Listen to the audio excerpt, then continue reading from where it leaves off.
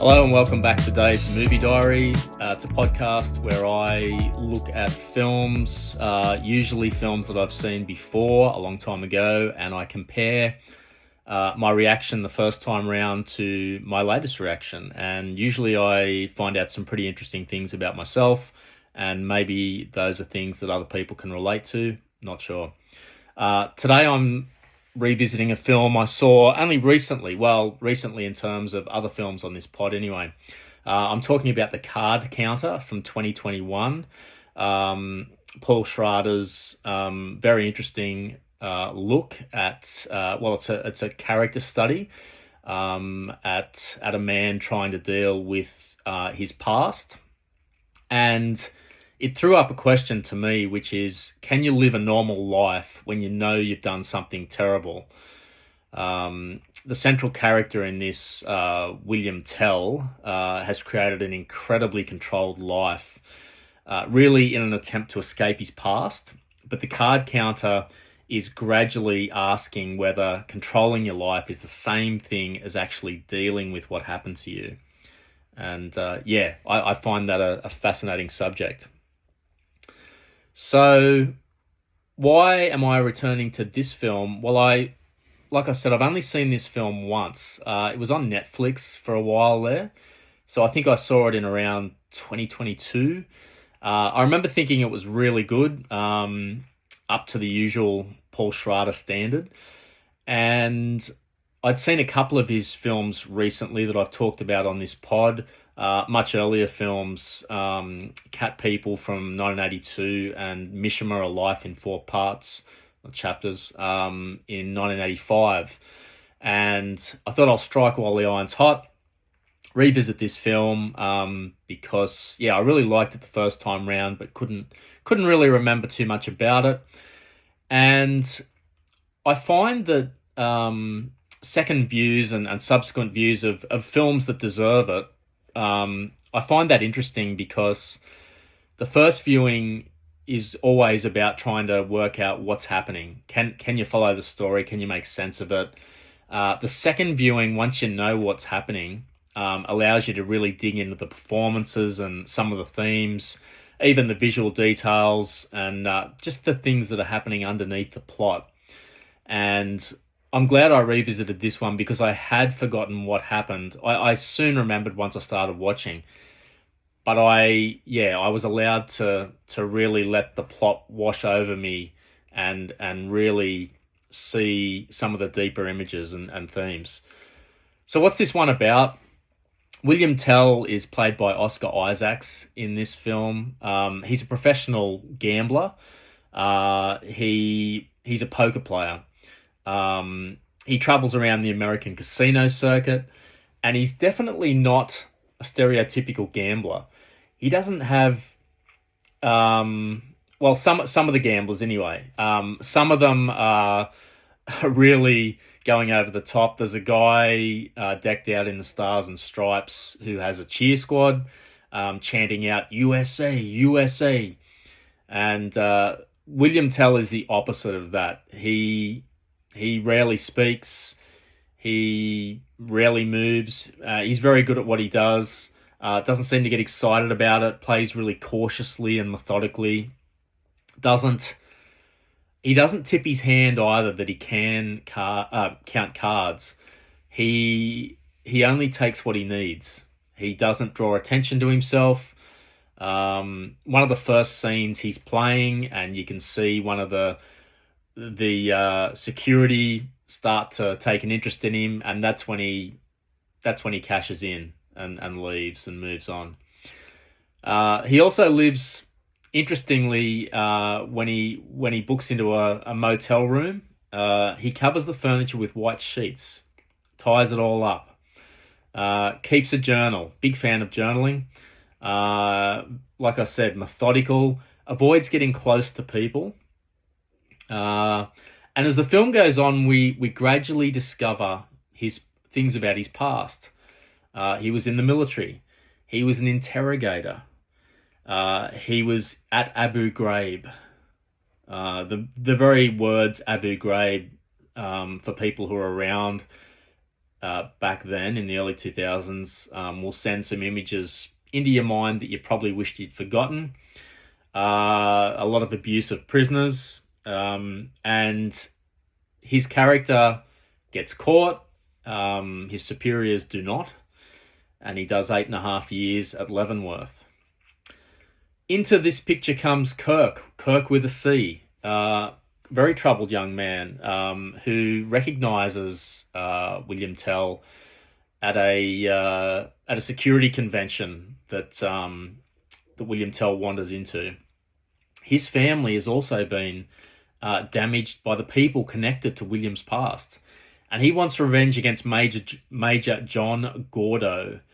Now, Major Gordo is the one who taught the interrogation techniques to the folks working at Abu Ghraib, and he wasn't punished. He got away. Not that he fled, but he wasn't prosecuted.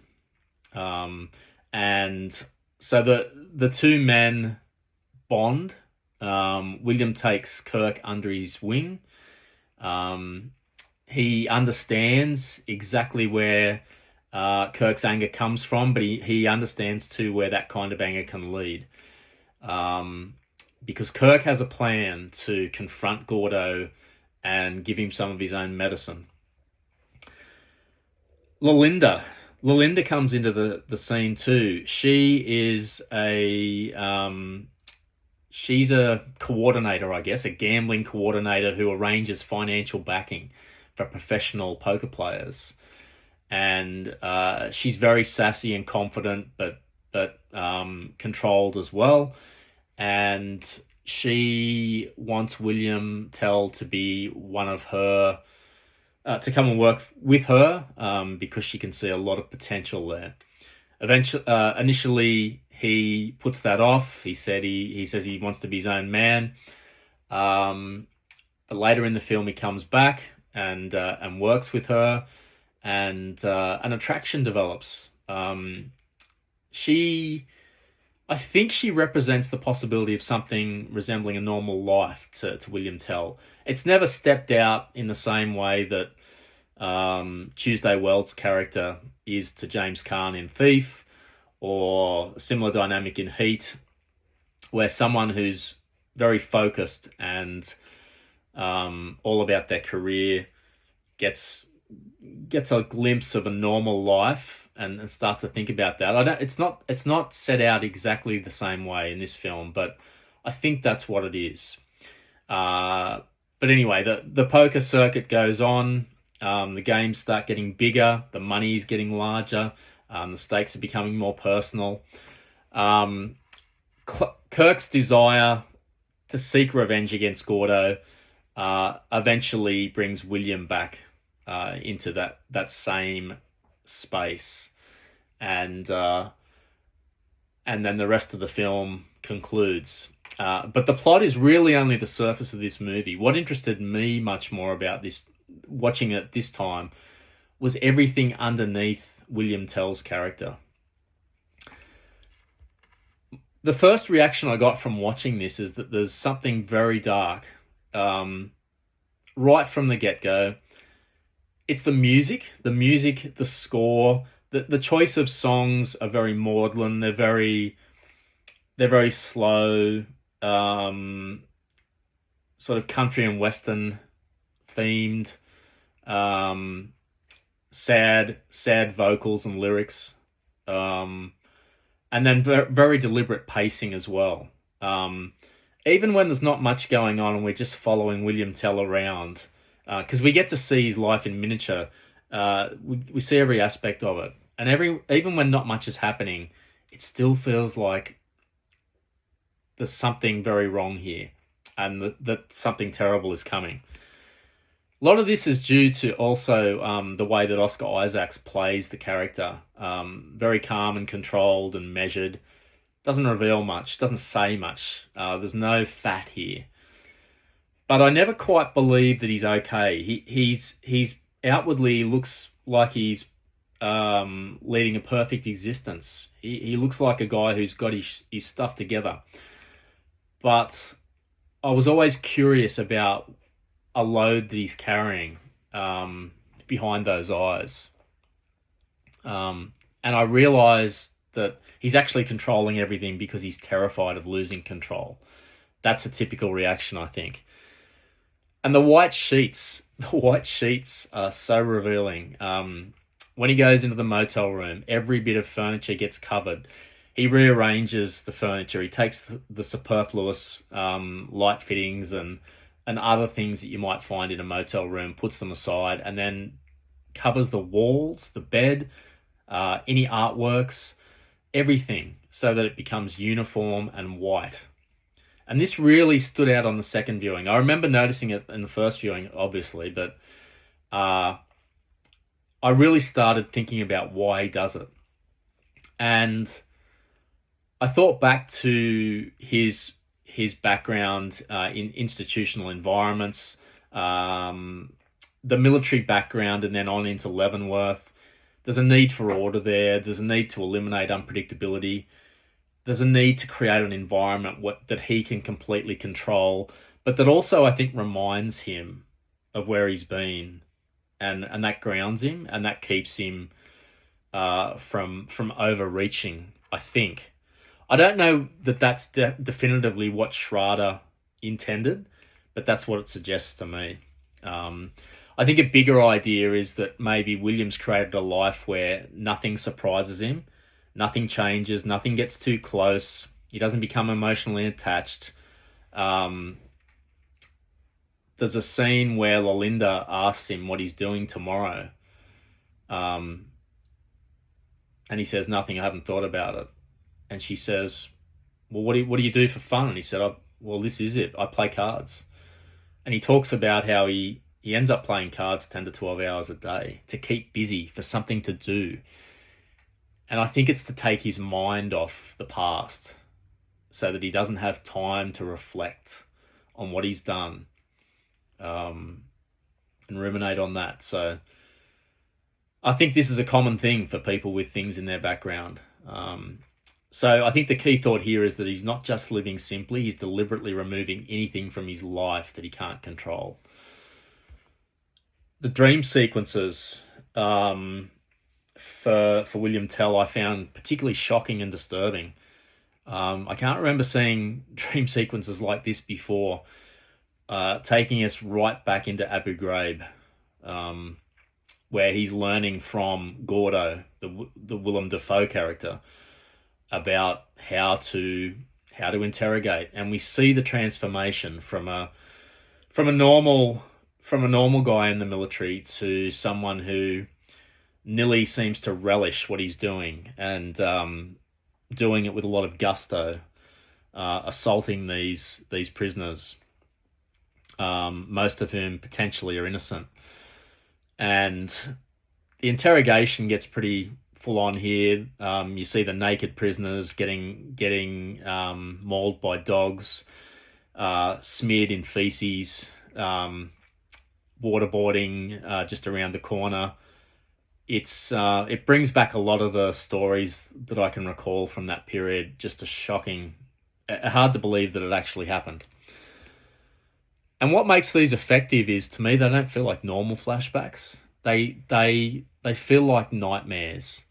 They're not just explaining his past. They're showing. I think it's an effective way of showing us what those memories probably feel like inside his head. And I contrasted that with the daytime William, calm, controlled, methodical, and the dream William being trapped and powerless and unable to control anything. So the control that he's created in his waking life completely disappears in his dreams, as it does for any of us. But I can see why, if he's having these dreams and images pop into his head, that's why he finds something that absorbs him and takes all of his concentration. And counting cards definitely does that. Kirk's character coming into the film is interesting. He's a younger man. He's damaged. He obviously wants revenge because his father was also an interrogator and was punished, as was William Tell, and he ended up abusing his family, beating them, and eventually committing suicide. and no one was ever held accountable. No one's senior enough anyway. And Kirk has the natural reaction for a young guy that revenge will somehow fix everything. So his life's really been shaped by what happened to his father and the effect on his family. William initially tries to keep Kirk busy by introducing him to the gambling circuit. Doesn't really hold, doesn't really stick, because he's trying to keep Kirk away from this plan of going to Gordo's house and interrogating him and probably murdering him. Because he understands where that path leads. He's been inside, and there's also a sense to me that William sees something of himself in Kirk. So William wants to help him, but that's tricky because that involves confronting his own past. That involves taking a peek at everything that he's kept hidden while playing poker. The thing that leaped out to me too is that recently I watched Hard Eight, Paul Thomas Anderson's feature film debut.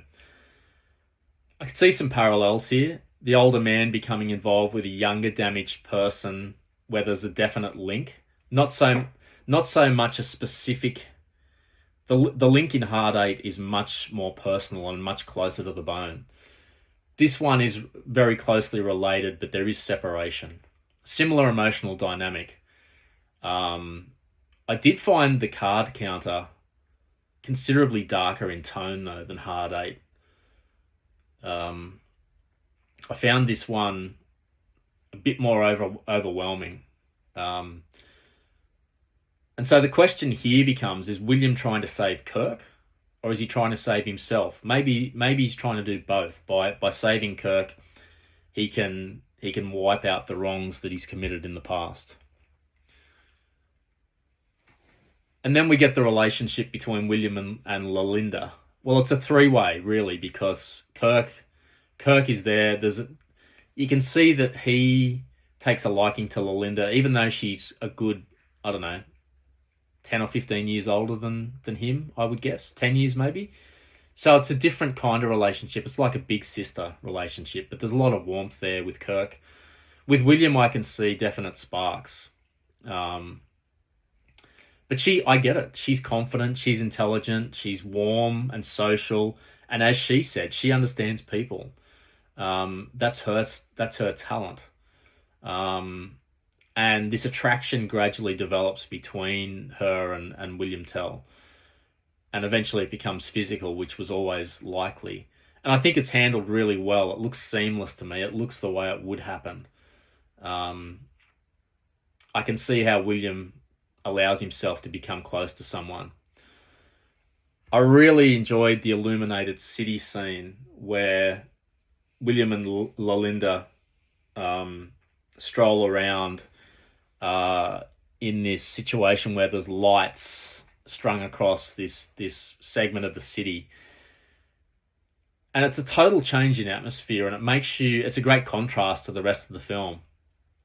And I also noticed how different William seems in this environment. He seems like he relaxes a bit, lets the music and the lighting and Lalinda's presence affect him in a good way. And it's one of the most beautiful scenes in the film. Well, it is. It's easily the most beautiful scene in the film. And I feel like that's when William starts to think, maybe I could have a normal life, because Lalinda represents this connection and intimacy, the possibility of a normal future. But I get it. He's spent so long as this tightly wound personality that allowing someone into his life is incredibly difficult. So it's easier to control a poker table when you can count the cards, but it's much harder to control a relationship. That's why he hesitates, I think. I realized when I was watching that there's two parallel themes or stories really going on. There's the Abu Ghraib military interrogation Kirk aspect, which is the main part. But a lot of this film is about poker and about chance and about controlling chance and the probabilities. Fascinating. I'm not a poker player. I won't pretend that I can understand the system that's spelled out. earlier in the film about counting the cards and designating values to the cards. But I was more interested in the personal aspects of playing poker professionally and well, reading the people, being patient, calculating, being in control emotionally, concealing information, knowing when to walk away. And you can see why William does exactly the same thing in life, doesn't reveal much, keeps people at a distance. I've seen that with people I know that have had uncomfortable things in their past. They move around a lot because inevitably when you stay in the same spot for a while, even if you're not trying to make connections find you, and it becomes harder and harder to not to lie, but not to reveal things about your past. Eventually it becomes too sensitive, and the path of least resistance is to move. Whether it's leaving a job or leaving a town or a city or a country sometimes. Depends on the depth of that emotional pain that you might be hiding. I did also think of The Color of Money, and not because the films are particularly similar, but they both involve people playing for money. And similarly in The Color of Money, it's not just about being able to shoot pool well, it's about being able to control yourself, control your emotions, pick your mark. Both films have psychological games happening underneath the actual sporting contest. And character seems to matter as much as the competition, which I would agree with. On to Paul Schrader, the lonely man. Well, he likes looking at lonely men in a cinematic sense. He likes examining their stories. And the more I thought about William Tell, I can see he's nearly the perfect Paul Schrader character. Isolated, guilty about his past, traumatized, has an obsession with routines as well, and I guess is striving for redemption, whether he knows it or not. And look at Paul Schrader's career, writing Taxi Driver and Raging Bull. Similar stories, especially Taxi Driver. Trying to atone for things. Even Mishima is looking at an individualistic character who tries to push against the routines of his life and does something stunning, like Travis Bickle, like William Tell. The character in Hardcore as well. I haven't seen that film for a while. George C. Scott's character, a normal, controlled man who has to do something extraordinary to try and reach his daughter. A really interesting director. Other films that aren't talked about as much that are really good include Light Sleeper with Defoe again, and Affliction. I haven't seen First Reformed yet, but I will soon. I enjoyed Master Gardener as well, the one with Joel Edgerton recently. That's worth a watch too. I do think that Schrader repeatedly explores these male characters who are trying to impose order on their lives because they can't impose order on what's happening inside their heads. And when you can't do that, you've got to do something. So you look to the external world, because the internal world is not doing you any favors. So William Tell's just part of a long line of Schrader protagonists who are existing and trying to manage their past, but also looking for redemption, I think. Oscar Isaac, wow. Great performance. Like I've already said it, controlled, quiet, restrained, doesn't give the audience much. You've got to do a lot of work, but I could see that something wasn't quite right even before the nightmares scene comes in. I love the mirror scene too, where he he's trying to reach Kirk, and he realizes what Kirk's doing, and he happens to be in the motel room after his first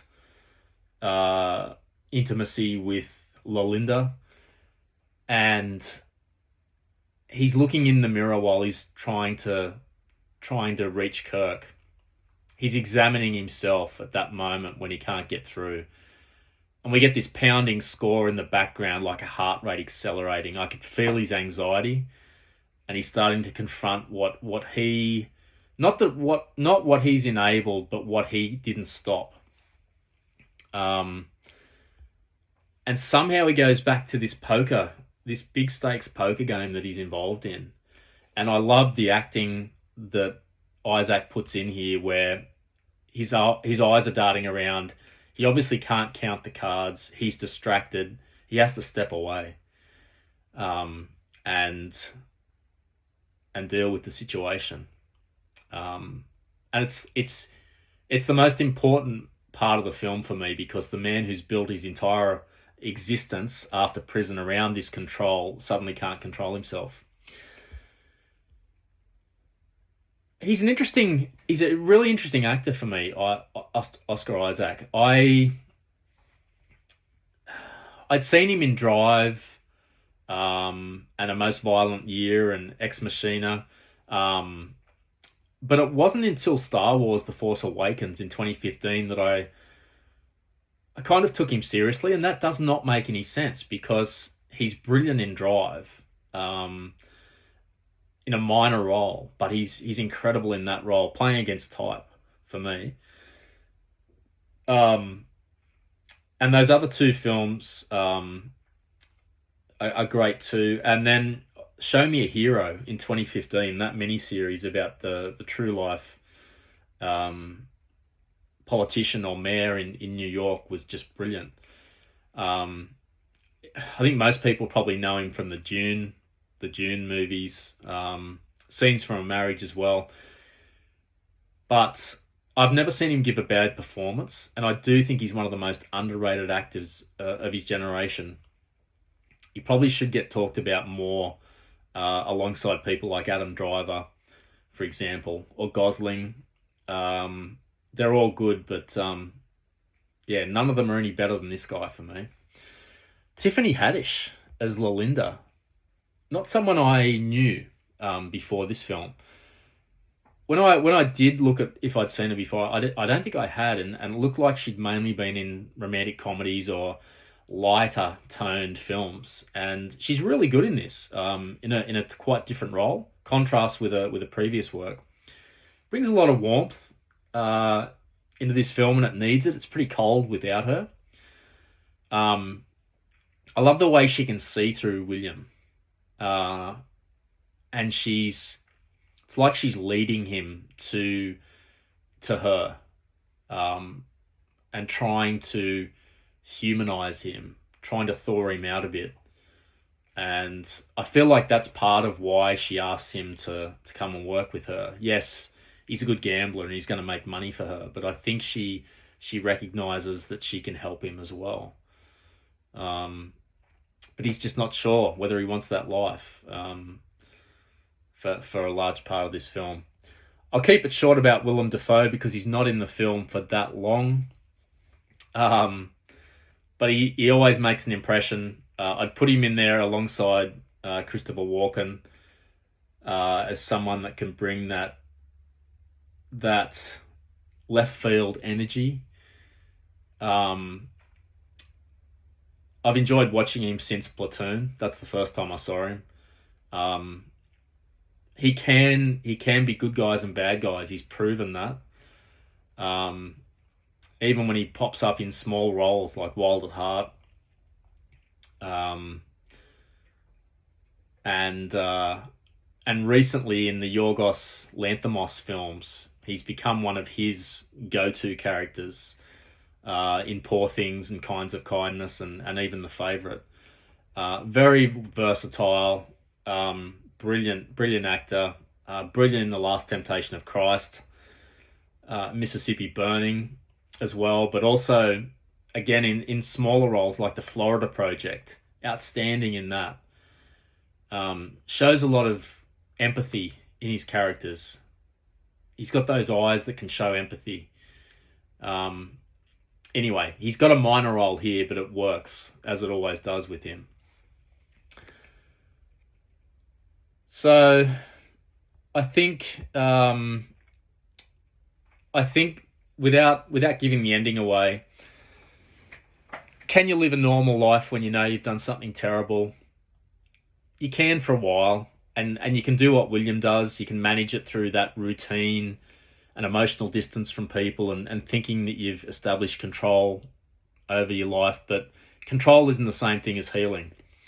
And the past eventually catches up with you, and it eventually catches up with William Tell in this film, through Kirk, through Gordo, through his memories and his own conscience. And, you know, you can control your surroundings and what people know about you up to a point. But the guilt and the trauma eventually, I think, will override all that, and then you're in real pain and real trouble. So he's never really dealt with the past. So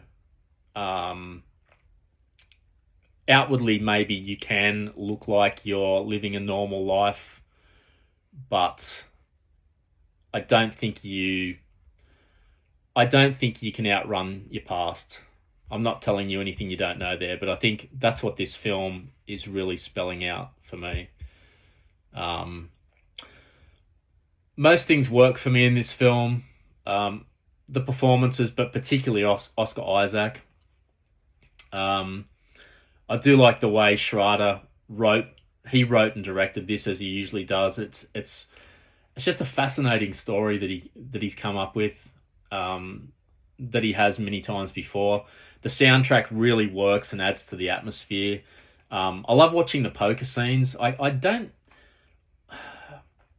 know there was Rounders in '98, and there have been other gambling movies, but this one, I hadn't seen one for a while. This one really reminded me how good these movies can be when they're done well.